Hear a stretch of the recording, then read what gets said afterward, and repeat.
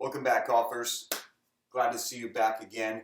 You're ready for our Series 2, which is more of dynamic mobility work, all right? We've got everything stable we need to have stabilized and activated. Now we're going to bring some movement into it, some crucial movements that we need to have to execute that challenging rotational golf swing very well, and also build up endurance so you can do it over and over again and not fall apart on the back nine. So we're again going to go 45 seconds of work followed by a 15-second recoveries. The first exercise, we're going to progress your bridge. Oh, and by the way, if you have something like a chair, a bench, or a box, something close by, you're going to need that for the fifth exercise we're going to do today, which is a power exercise, all right? So let's start on your back for the bridge. We're going to progress to single leg bridges. We're going to go right leg first, then left. I'll let you guys know when to switch.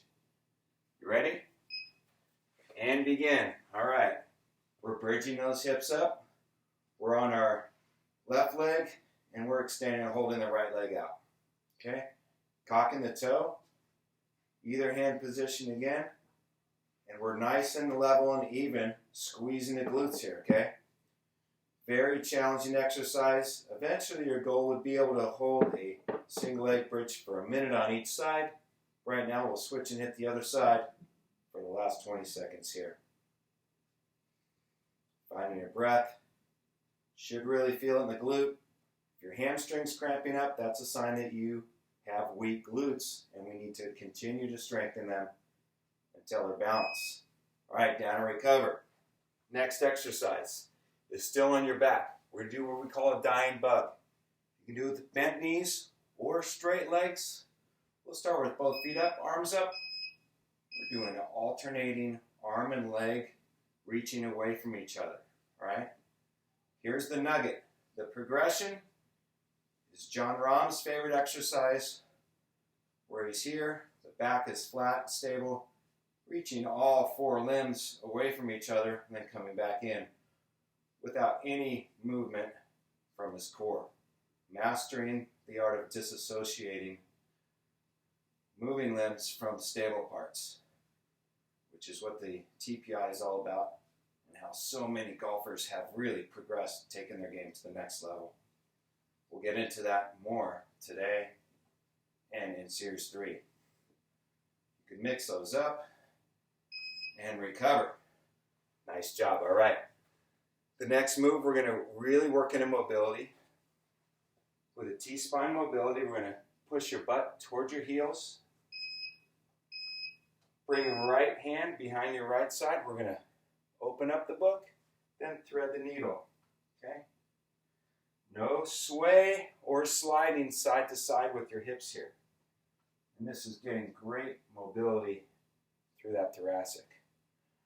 We want that butt close to the heels so that we lock in our hips and can really get that turn. Switch sides. Big hand wrapping around that outside of the head. Using your eyes to also look over and around with your torso here to increase that mobility. Thread the elbow between the knee and hand. Turning open. Keeping that spine angle locked in. Very good. Great job, you guys. We're on to number 4. We're going to do a step up with rotation. All right? Pause if you need to. What we're going to do is we're going to step back with the left leg. When we come up, we're going to turn and rotate to the left with that step up. Absorb back down. Keeping the elbows same distance from each other. Making sure we're not tucking or crunching. Focusing on our posture, staying in our posture as we turn, all right? Good, all right, we're switching sides. Step back with the right leg, come up, rotate to the right. Pause it if you need to really master that movement. We got balance, mobility, and stability, maintaining that posture and that dynamic move there.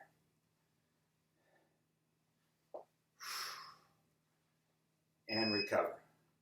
Last move.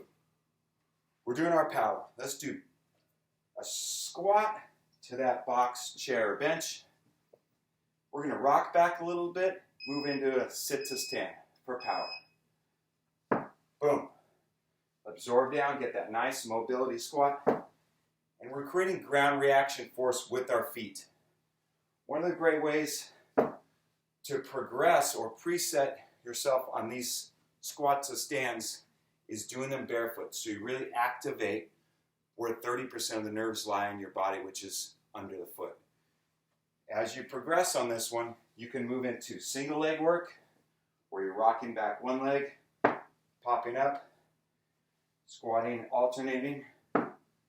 These are difficult. Start on a higher, I would add a pad on a higher surface. If you want to progress, you can move that box lower, barefoot, adding different powerful moves to that. So great job, everyone. There are also ways to progress in each one of those movements, but we'll get into those more